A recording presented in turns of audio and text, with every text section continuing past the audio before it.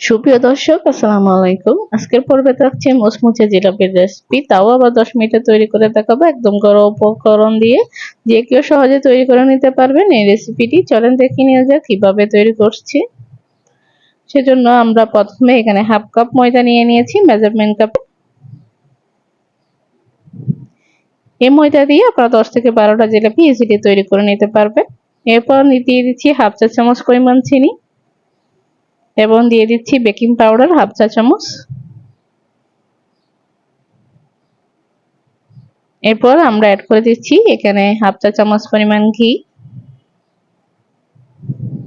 আপনারা চাইলে এখানে ঘিয়ের পরিবর্তে 1 টেবিল চামচ পরিমাণ তেল ইউজ করতে পারেন, এক্ষেত্রে কোনো সমস্যা নেই।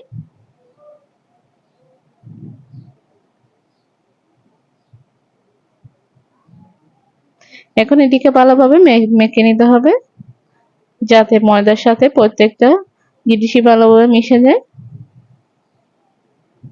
এরপর আমরা সামান্য পরিমাণে লবণ দিয়ে দিয়েছি, অর্থাৎ একটা লবণটাও আবারও মেখে নিচ্ছি।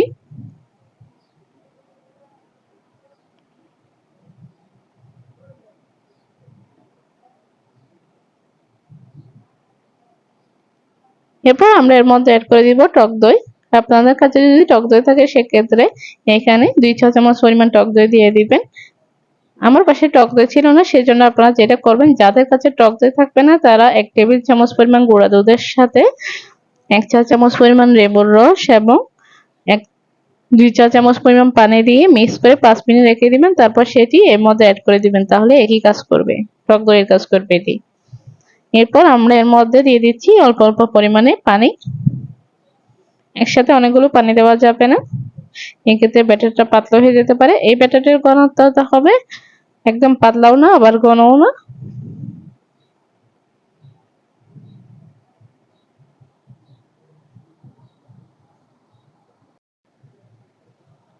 এভাবে ভালোভাবে আমি এটাকে মিক্স করে নিচ্ছি। আপনারা চাইলে এটি হাতের সাহায্য করতে পারেন।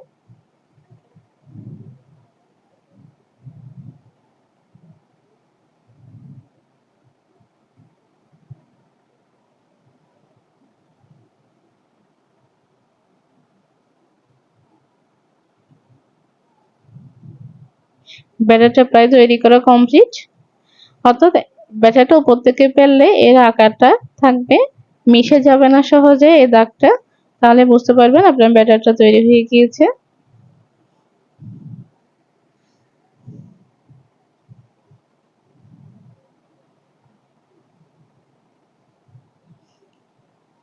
জিলাপির অতিরিক্ত ব্যাটারের প্রয়োজন হয় না, অল্প ব্যাটার দিয়ে অনেকগুলো জিলিপি হয়ে যায়, সেক্ষেত্রে আপনারা ওইভাবে তৈরি করবেন। এখন আমি একটু কালার দিয়ে দিচ্ছি, কালারটা অপশনাল, আপনারা চাইলে দিতেও পারেন বা না দিতেও পারেন।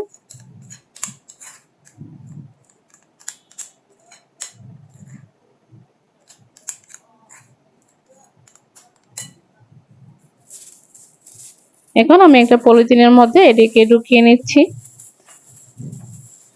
পলিথিন দিয়ে দেখিয়ে দিচ্ছি কারণ সবার বাড়িতে অবশ্যই পলিথিনটা থাকে, অন্যান্য কিছু জিগজাগ ব্যাগ বা উপকরণগুলো নাও থাকতে পারে, সেজন্য আমি খুব সহজভাবে দেখানোর চেষ্টা করছি যাতে সবাই ইজিলি এটি ট্রাই করতে পারে।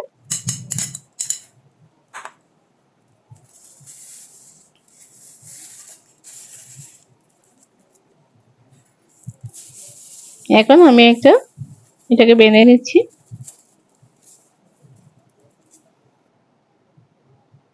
এভাবে রেখে দিচ্ছি। এখন আমরা শিরাটা তৈরি করে নিব।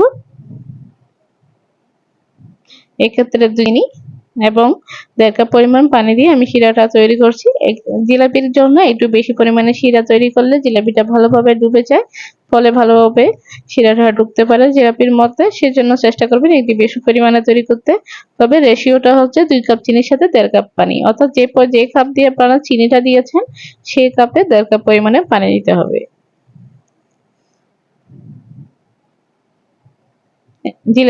শিরাটা সিদ্ধ হয়ে আসলে আমরা এর মধ্যে দিয়ে দিচ্ছি 1 চা চামচ পরিমাণ লেবুর রস।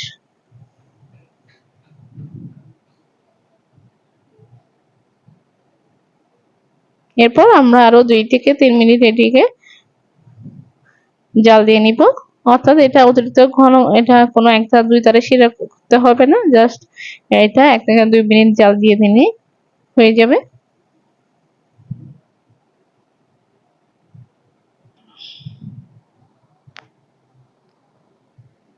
এটাকে এখন আমরা নামিয়ে নিব। শিরাটা গরম থাকা অবস্থায় আমরা জিলাপি তৈরি করে ফেলবো।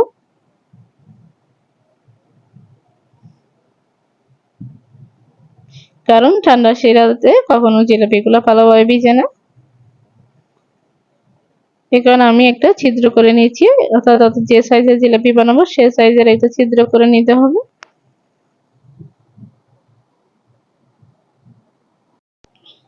চুলায় আমি একটা প্যানে পর্যাপ্ত পরিমাণে তেল দিয়ে দিয়েছি। এখন তেলটা গরম হয়েছে কিনা দেখে একটু চেক করে নিতে হবে। অর্থাৎ কোনো একটা ব্যাটার তেলে দেওয়ার পর যদি ব্যাটারটার সাথে সাথে উপরে উঠে আসে তাহলে বুঝবেন আপনার তেলটা পারফেক্টলি গরম হয়েছে। যদি তেল পারফেক্টলি গরম না হয় সেক্ষেত্রে জিলাপিগুলো একপাশে ফুলবে একপাশে ফুলবে না, জিলাপি সুন্দর হবে না। সেটা অবশ্যই খেয়াল রাখবেন তেলের তাপমাত্রাটা। তেলটা গরম হয়ে গিয়েছে, আমি এখন জিলাপিগুলো দিয়ে দিব। প্রথম একটা দুইটা জিলাপি একটু সুন্দর নাও হতে পারে, কারণ আমরা কেউ প্রফেশনাল জিলাপি বানাই না।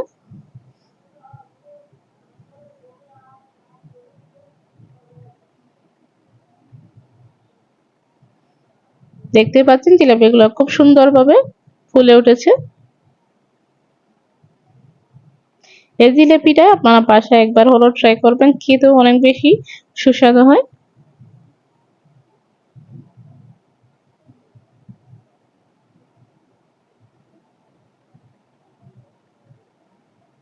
আপনারা যদি এই রেসিপিটা ফলো করেন অবশ্যই একটা পারফেক্ট জিলাপি আপনারা তৈরি করতে পারবেন। জিলাপিটা চুলায় দেওয়ার পর চুলার আঁচটা কমিয়ে দিতে হবে, যাতে জিলাপিগুলো ভালোভাবে সুন্দর করে মুচমুচে করে ভাজা যায়।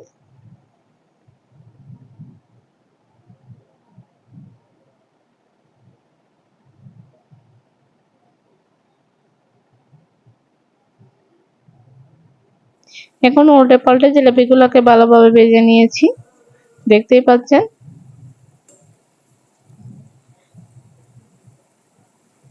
এখন সাথে সাথে এগুলো শিরার মধ্যে দিয়ে দিতে হবে। গরম গরম অবস্থায় শিরায় দিতে হবে, না হয় নয়তো এগুলো জিলাপির মধ্যে শিরা ঢুকবে না।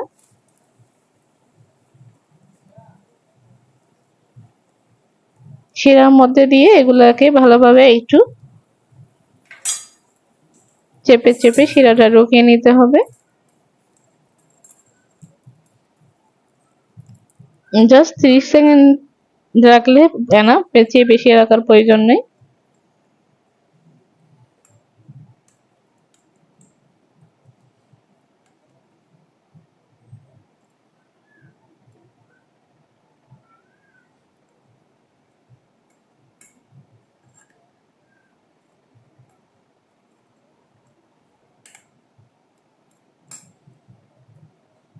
জিলাপিগুলোতে ভালোভাবে শিরা ঢুকে গিয়েছে, দেখতেই পাচ্ছেন। এখন এগুলোকে তুলে নিতে হবে।